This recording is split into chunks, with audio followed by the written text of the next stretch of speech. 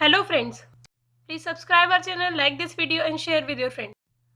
इस वीडियो में हमने पॉपुलेशन एंड सैंपल, समिष्ट व न्यायदर्श इनको कवर किया है। जो हम सैम्पलिंग टेक्निक्स पढ़ेंगे उसको जानने के लिए पहले जो पॉपुलेशन एंड सैंपल एंड उससे रिलेटेड कुछ टर्म्स हैं उनकी इन्फॉर्मेशन होना ज़रूरी है, इसलिए हमने ये वीडियो आपको बनाया है। फर्स्ट है पॉपुलेशन, जनसंख्या।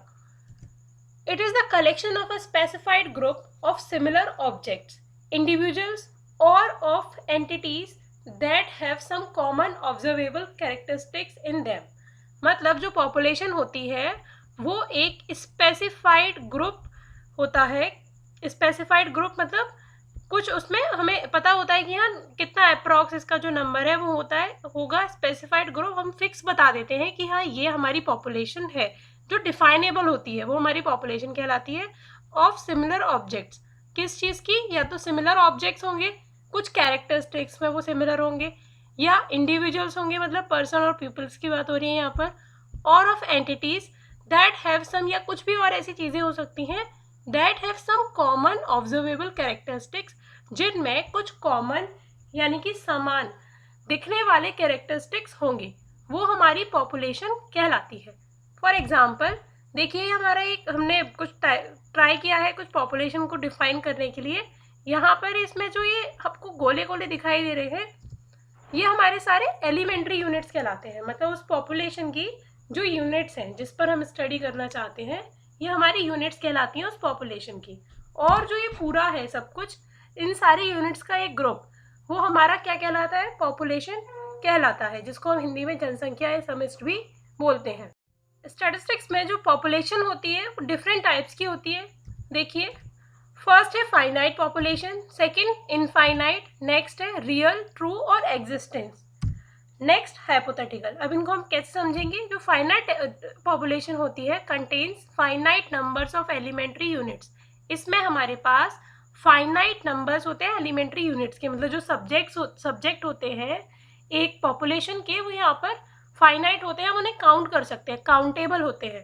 फॉर एग्जाम्पल जैसे बुक्स इन अ कॉलेज लाइब्रेरी, किसी भी कॉलेज की लाइब्रेरी में जो भी बुक्स का नंबर है वो कैसा है? फाइनाइट है। हम उन्हें काउंट करके बता सकते हैं कि इस कॉलेज की लाइब्रेरी में कितनी जो है बुक्स हैं।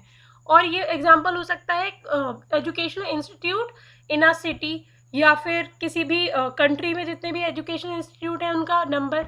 तो ये काउंटेबल है, इनको हम फाइनाइट जो है पॉपुलेशन के अंतर्गत रख सकते हैं। नेक्स्ट है infinite population. It consist of infinite number और ऑफ एलिमेंट्री यूनिट्स। इसमें जो भी एलिमेंट्री यूनिट्स के नंबर होते हैं वो इनफाइनाइट होते हैं। इनफाइनाइट का मतलब होता है हम उसे काउंट नहीं कर सकते, अनकाउंटेबल होते हैं, जिन चीज़ों का हम एग्जैक्ट नंबर और वैल्यू नहीं बता सकते कि इस पॉपुलेशन के अंदर कितने नंबर आते हैं। फॉर एग्जाम्पल और इसको एक हम दूसरा और तरीका इसको बताने का है कि इंडेफिनेटली लार्ज नंबर जो है ये पॉपुलेशन होती है, उनको हम डिफाइन नहीं कर सकते, और ये लार्ज ग्रुप होता है। जो इनफाइनाइट पॉपुलेशन होती है उसको इनडेफिनेटली लार्ज पॉपुलेशन भी कहा जा सकता है। For example population of temperature at different point of time.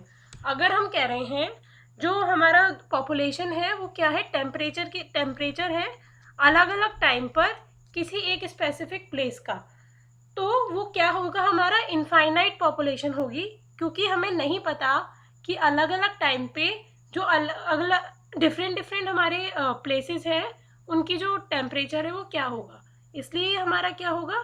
Infinite number हो जाएगा। नेक्स्ट है रियल, ट्रू और existent. It contain concrete and existing objects with the factual observations.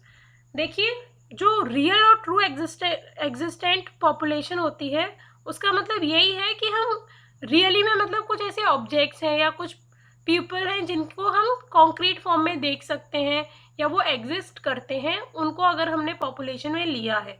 ये हमारी फाइनाइट और इनफाइनाइट कुछ भी हो सकती है। ये जो रियल एंड हाइपोथेटिकल है ये अलग टाइप के टाइप्स हैं, फाइनाइट एंड इनफाइनाइट अलग टाइप के टाइप्स हैं। For example employees of central government at certain date and time. हमें पता है कि स्पेसिफिक डेट एंड टाइम पर किसी भी जैसे सेंट्रल गवर्नमेंट इंडिया की अगर बात की जाए तो इंडिया में जो सेंट्रल गवर्नमेंट है उसके आज की तारीख पे कितने एम्प्लॉयज़ हैं गवर्नमेंट एम्प्लॉयज़, तो ये हम फिक्स एक नंबर होगा वो बता सकते हैं और ये एग्जिस्ट भी करते हैं, ट्रू है, रियल है, इसलिए हमारी इसके अंतर्गत, इस पॉपुलेशन के टाइप के अंतर्गत आ जाएगा। नेक्स्ट है hypothetical population. It is imaginary और कंस्ट्रक्टेड हाइपोथेटिकली बाय अ स्टैटिशियन।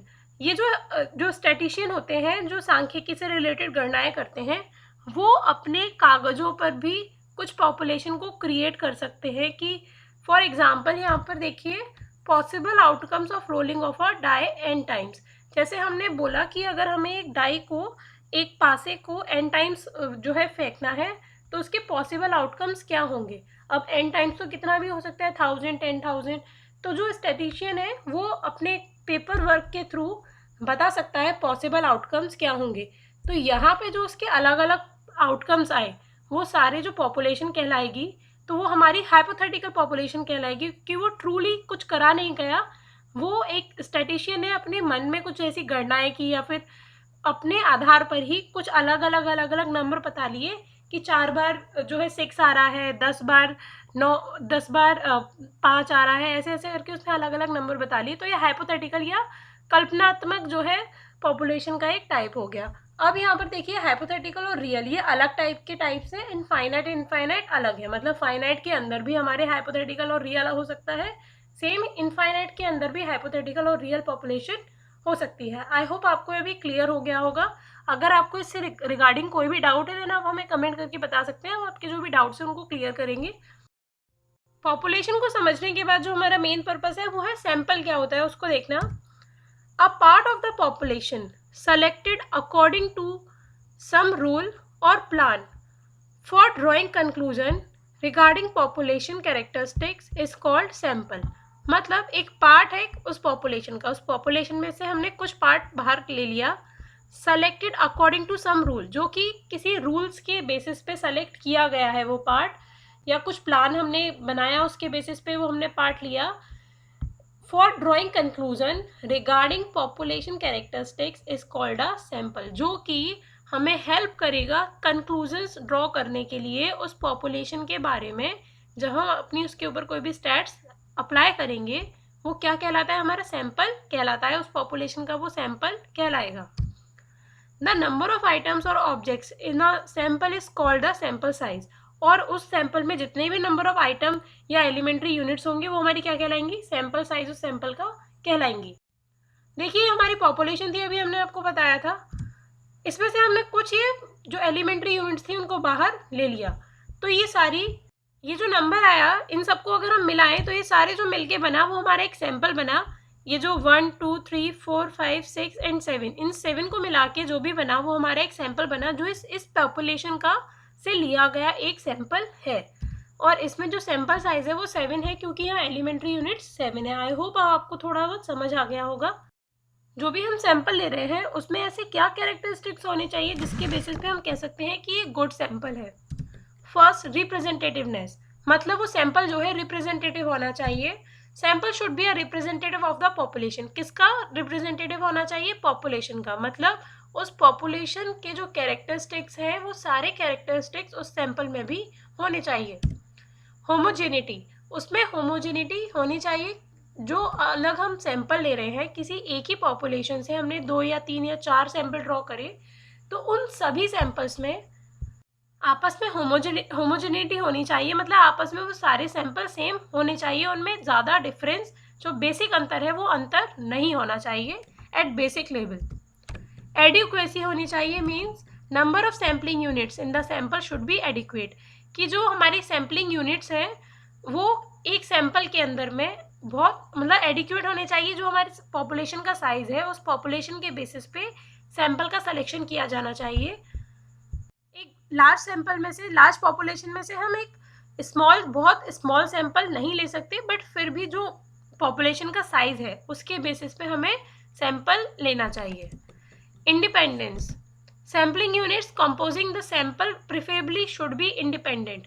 जो भी हम सैम्पलिंग यूनिट्स ले रहे हैं वो आपस में एक दूसरे पर डिपेंड नहीं होने चाहिए, मतलब पहले को हमने चुन लिया उसको चुनने का जो प्रभाव है वो दूसरे वाले जो बाद में हम सेलेक्ट करें सैंपल में से जो यूनिट्स, उन पर नहीं पड़ना चाहिए, इसलिए वो आपस में इंडिपेंडेंट होनी चाहिए।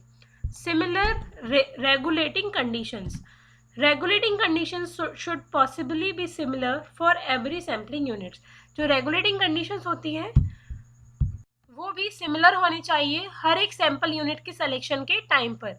जैसी कंडीशन हमने पहले फर्स्ट सिलेक्शन पे की, वही कंडीशंस आगे वाले सिलेक्शंस पर भी पॉसिबल होनी चाहिए।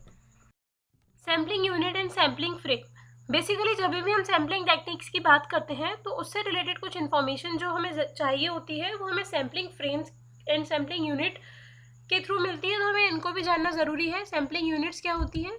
The elementary units and the group of elementary units in the population which is used as the basis of selection is called sampling unit.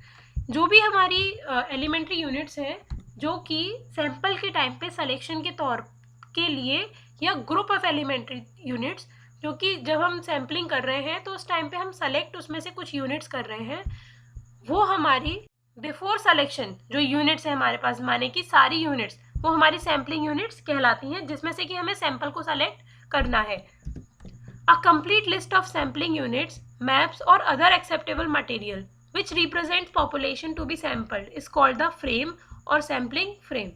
अब हमें जो भी यूनिट्स लेनी है उसकी एक कंप्लीट लिस्ट, जो भी सैम्पलिंग यूनिट्स हैं उन सैम्पलिंग यूनिट्स की एक कंप्लीट लिस्ट, या फिर कोई मैप या कोई अदर एक्सेप्टेबल मटेरियल जो हमें रिप्रेजेंट कर रहा है कि हमारी पॉपुलेशन जो है उसमें से हमें जो सैंपल लेना है उसके बारे में हमें इंफॉर्मेशन दे रहा है, वो हमारा क्या कहलाता है? It is called the frame. वो हमारा फ्रेम और सैम्पलिंग फ्रेम कहलाता है। उस पॉपुलेशन का फ्रेम और सैम्पलिंग फ्रेम वो कहलाता है। फॉर एग्जाम्पल देखिए, अगर हमें कोई हाउसिंग सर्वे करना है तो वहाँ पर जो हाउस हो गया वो हमारा क्या हो गया? सैम्पलिंग यूनिट कहलाएगा। हाउस ओनर जो है उस केस में वो क्या कहलाएगा? ऑब्जर्वेशनल यूनिट, क्योंकि हमें जो भी इंफॉर्मेशन मिलेगी वो उस हाउस ओनर से मिलेगी, तो वो हमारा ऑब्जर्वेशनल यूनिट हो गया। Next, list of houses.